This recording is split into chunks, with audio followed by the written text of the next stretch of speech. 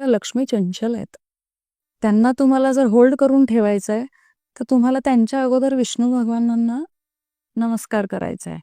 त्याच्यामुळे जेव्हा कधी लक्ष्मी मातेला नमस्कार कराल, श्री विष्णुप्रिये नमो नमः म्हणा. विष्णुप्रिय नमो नमः. ओके. बरोबर त्या तिथे स्थिरावायला मदत होते. सगळ्यात अजून प्रकर्षाने जाणवणारा उपाय म्हणजे विष्णू सहस्रनामाचे पाठ करायला सुरू करा. स्वतः करणं जास्त प्रभावी असतं. ऐकणंही तेवढंच प्रभावी आहे. पण स्वतः केलेल्या पाठाने साऊंड एनर्जी. आता मी तुमच्याशी बोलते. तुम्हाला आवाज येतोय, बरोबर? मी म्हटलं की आवाज दाखवा, तर बरोबर. तुम्ही दाखवू नाही शकत याचा अर्थ ते नाहीये का? नाही बघ. आहे. हवा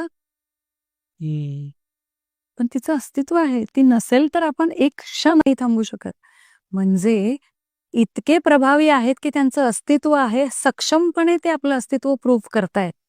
परंतु त्यांना त्या ऊर्जेला, त्या पॉझिटिव्ह बंधनामध्ये बांधायची गरज आहे. मग अशा वेळेस साऊंड एनर्जी मी का म्हटलं, की आपलं सगळं शास्त्र मंत्रलयीत बोलतं. आपण जे बोलतोय हे नॉर्मल आहे. पण तुम्ही संस्कृत भाषा बघा, लयीत आहे. म्हणून ती सहज बोलता येते, सहज पाठ होते, सहज लक्षात राहते.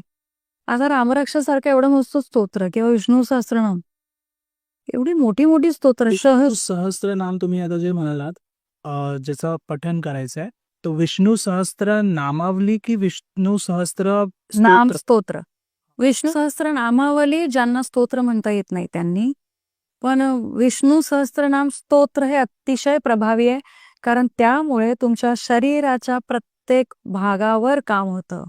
नामावलीने तुम्ही विष्णूंचं स्मरण करता, हजार नावाजी घेतो. परंतु सहस्त्रनाम स्तोत्राने तुम्ही विष्णू सहस्त्रनामाचं स्तोत्र करत करत तुम्ही विष्णू भगवानांनाही संबोधित करता आणि सायमल्टेनियसली तुम्ही तुमच्या शरीरावरही त्याची ऊर्जा डेव्हलप करता. म्हणजे जो व्यक्ती नामावली नाही करत आहे, तो त्यांनी जर स्तोत्र जरी बोलला तर ते त्यांना कुठे मिळणार. ओके. म्हणजे स्तोत्र अतिशय प्रभावशाली आहे ॲज कम्पॅरेटिव्हली नामावली पण तेवढीच प्रभावशाली आहे. परंतु स्तोत्र तुम्हाला तुमचा शरीराचा ऑरा हील करायलाही मदत करते.